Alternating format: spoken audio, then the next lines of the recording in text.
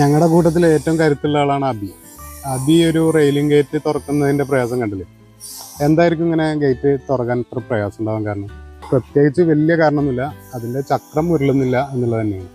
Railing ഗേറ്റിൻ്റെ ചക്രം ഉരുളാതിരിക്കാനുള്ള കാരണങ്ങൾ എന്താണ് എന്നാണ് പരിശോധിക്കുന്നത്.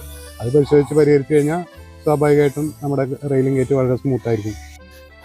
ഈ ഗേറ്റ് തുറക്കാതിരിക്കാനുള്ള പ്രധാനപ്പെട്ട ഒരു കാരണം, റെയിൽ ഫിറ്റ് ചെയ്തിരിക്കുന്നത് പാവിംഗ് ബ്ലോക്ക് ഇട്ടതിനേക്കാളും ഏകദേശം ഒരു 2 ഇഞ്ച് താഴെയായിട്ടാണ്. അതുകൊണ്ട് തന്നെ ഈ പാവിംഗ് ബ്ലോക്കിലൂടെ അല്ലെങ്കിൽ ടൈലിലൂടെ വരുന്ന വെള്ളം, അത് ചളിയും എല്ലാ സാധനങ്ങളും ഈ ട്രാക്കിൽ അടിഞ്ഞുകൂടി റെയിലിനെ ആകെ കേടുവരുത്തിയിട്ടുണ്ട്. റെയിലിന് വേണ്ടിയിട്ട് നമ്മളൊരു 16 mm റൗണ്ട് പോളിഷ് റാഡാണല്ലോ വയ്ക്കുക. ഈ പോളിഷ് റാഡ് ചില ഭാഗത്തൊക്കെ തുരുമ്പിടിക്കാനൊക്കെ തുടങ്ങിയിട്ടുണ്ട്.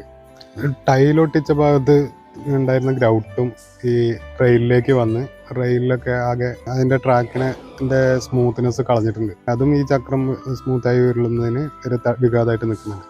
ട്രാക്കിൽ ചളിയുള്ളത് കൊണ്ടും അതുപോലെ MS-ൻ്റെ വീലായതുകൊണ്ടും ചക്രം തീരെ തിരിഞ്ഞിരുന്നില്ല, ബെയറിംഗ് ഒക്കെ ആകെ പോയിട്ടുണ്ട്. ഏകദേശം ഒരു ഗട്ടർ പോലെയുള്ള ഈ ട്രാക്കിനെ നമ്മൾ ആദ്യം ഒന്ന് പൈപ്പ് പിടിച്ച് മണ്ണും ചളിയൊക്കെ ഒന്ന് കളഞ്ഞ് കഴുകിയെടുത്തു. ഈ ട്രാക്കിലുള്ള കോൺക്രീറ്റും അതുപോലെ ഉറച്ചിരിക്കുന്ന തുരുമ്പും ഈ സാധനങ്ങളെല്ലാം നമ്മൾ ഗ്രൈൻഡിങ് വീൽ വെച്ച് നന്നായിട്ട് ഗ്രൈൻഡ് ചെയ്ത് അതിൻ്റെ 16 mm റോഡ് നമ്മൾ നന്നായിട്ട് പോളിഷ് ചെയ്തെടുക്കുകയാണ്. എന്നാലേ നമുക്ക് നമ്മുടെ വീല് കൃത്യമായിട്ട് നീങ്ങുള്ളൂ എന്നുള്ളത് കൊണ്ടാണ്.